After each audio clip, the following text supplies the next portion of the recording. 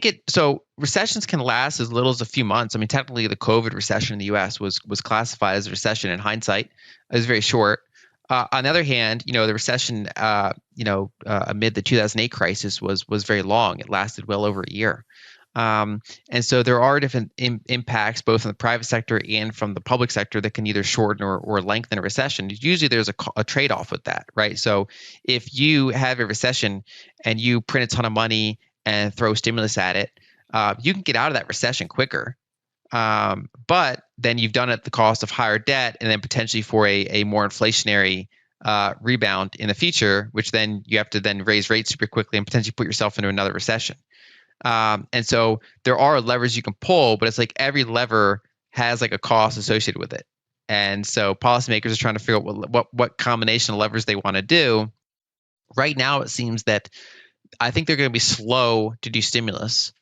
And so I think this could be a longer, more grindy type of environment that's maybe less deep than people think. So a lot of people are afraid of like a 2008 repeat. The reason I'm not, at least not as a base case, is because if you look at 2008, the U.S. banking system was very, very weak. It was very levered. So banks had a very low exposure to safe assets, like cash reserves or treasuries, and they had a very high exposure to real estate loans, subprime, auto loans, just all types of riskier assets that can lose nominal value. And that all imploded pretty severely. In the decade that followed, if you look at a bank balance sheet, it looks the opposite of how they looked in 2008. So they're actually overexposed historically to treasuries and cash, and they're underexposed to loans. And so while they can take a hit, they're not like unscathed if there's a recession. I don't view banks as being like the epicenter of it, at least in the United States. European banks are on average not as strong in my view. But at least in the U.S., you don't have that kind of like a center weakness at the heart of the financial system. Instead, it's dispersed elsewhere. It's dispersed in kind of any corporation that is marginal and as its debt servicing costs going up over time as it has to roll over its debt. And so if you look at for example the recession after the 2000 bubble, one is that bear market in equities grinded on for quite a while. You never really actually reached especially in inflation adjusted terms, the U.S. stock market never reached its 2000 highs in the next run up. Going into say 2007, you kind of only roughly matched the prior highs before then obviously crashing into the Great Recession. It wasn't until the 2010s decade that you actually fully eclipsed the 2000 highs in equities. And the U.S. the recession in the U.S. after the dot-com bubble was a pretty shallow one. But it was very bad for asset prices, and the bear market asset prices lasted a while. So I think you could get one like that potentially, where you have a more stagflationary type of recession. It's not a big bank implosion the way that 2008 was, but that asset prices instead of this like sharp V bottom and then straight up, they just kind of grind for like a while, sideways down. Maybe a year they go up, but then they don't get to their prior highs for a while.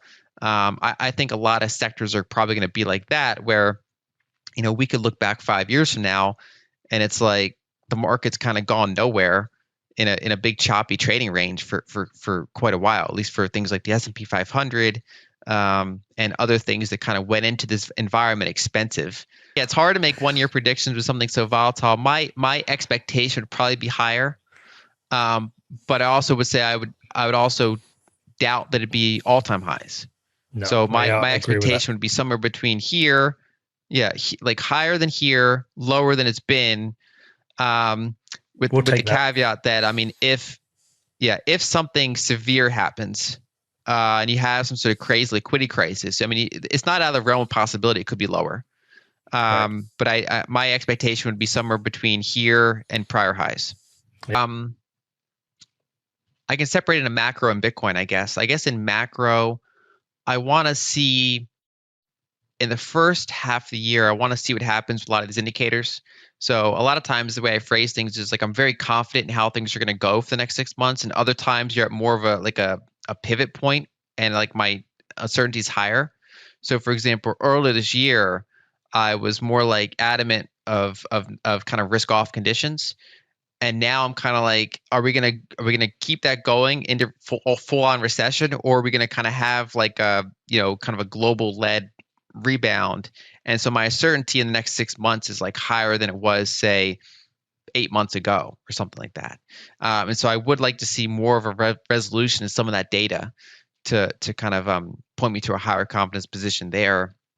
Um, I think for Bitcoin, my interest is in probably like infrastructure scaling. So things that Breeze is doing with Lightning, Breeze, Blockstream, Hmm. making kind of the back end more efficient. Things like Fedimint. I think they're going to be kind of a full gear throughout 2023. I think ways to make the network more private, more scalable, not just for Lightning, but just overall Bitcoin usage. Anything that makes Bitcoin more fungible, and gives people a bigger range of options to use. So they can use the base layer, they can use Lightning, they can do something custodial if they want to. There's this whole kind of stack that they can pick whatever serves their need the most. And so for me, it's looking at kind of the classic bear market building situation. And so, for Love it. example, I'm in a fortunate position because I advise Ego Death Capital, and I get to talk to the founders that we're looking to invest in or that we have invested in, and just kind of see the work that they're building and see what they plan to do, and trying to do our best to help that happen.